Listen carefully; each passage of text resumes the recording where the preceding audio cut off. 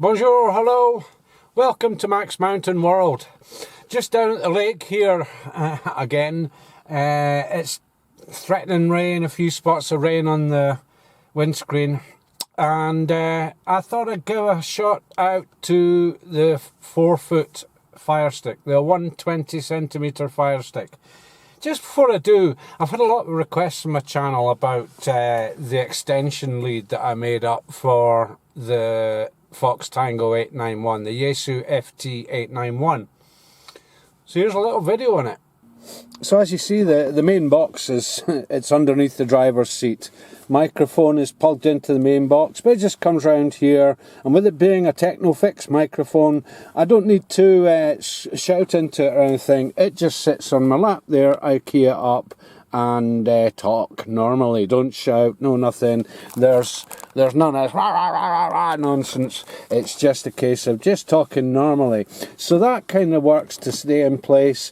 When I've finished, this can be switched off and go out of sight.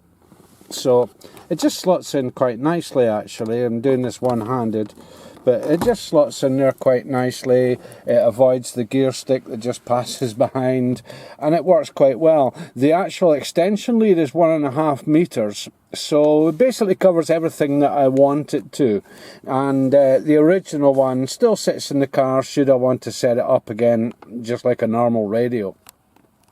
I got this lead from my work. It wasn't getting used, but it is a 6-wire lead, not a 4-wire lead. The 6-wire is important. They come away from the internet connections, phone connections, and not just a phone connection.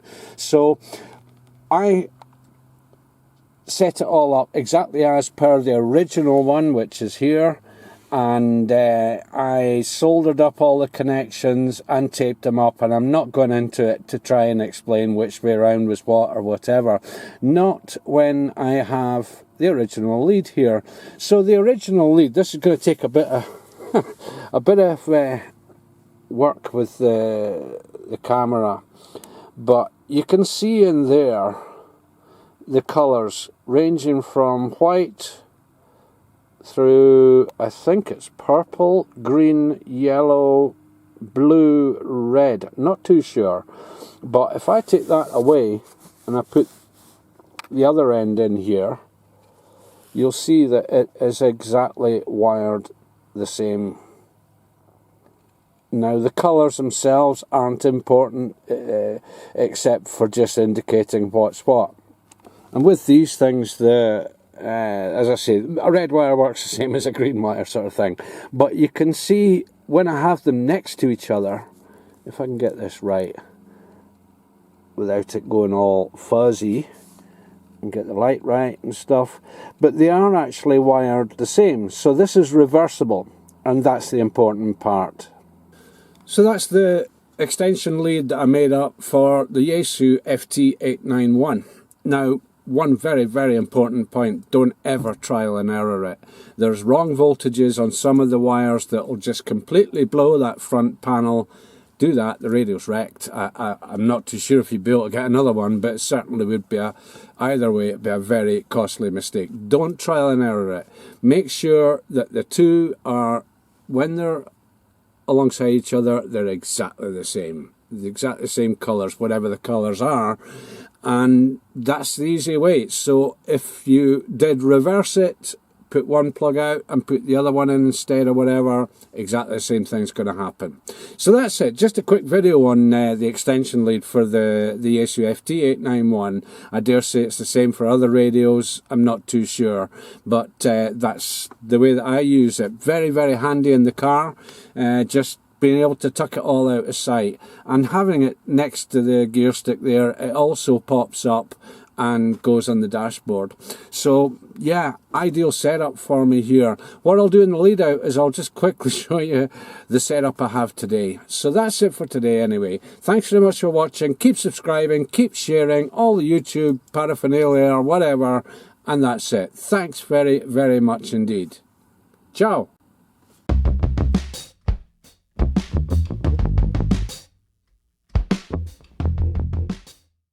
Wherever I have this radio parked, be it there or be it there, I have the extension speaker on the main box under my bum, just down there, and it's just a cheap and nasty. I find for recording it works better than a big booming box or big bass system or whatever, which I have at home, but I can switch out and in at home. And just a nasty little piece of work, but it does the job. It's not the most comfortable to listen to, but certainly when I'm wanting to pick signals out the back of the box, this thing works an absolute treat. So, good idea to stick the lock on. I want to go DXing once I've parked up. Simple. It's on a GoPro display mount that I've adapted, and the thread on the back of these is exactly the same as your GoPro threads for mounting cameras and all sorts, which is really, really handy. So I'll show you what I've done on the back of this, and that's it. It's just a little bolt through that kind of works. So as I say, DXing, I can set up camera here if I want to film anything while I'm DXing and whatever, and the microphone, as I say, right next to me here, ready to rock and roll. I won't key it up just now because I'm on the 555. So, just getting out the car, today's antenna is on a heavy duty spring load, my 4-foot fire stick. Now 120 centimetres, and it's on the standard mag mount. Now I've driven this morning over the speed limit and it stayed on. I won't say exactly what I was doing, not going to incriminate myself there, but just down at the lake here, a few spots of rain, and yeah, it's a nice enough spot. The rate, every time I come down here, the lake's lower and lower. That is a good distance away down there. So that's it for today. You can see these sort of streamy clouds. There is a rainstorm supposed to be coming in from that direction, the west, later on. Colours of autumn. And the DX Mobile.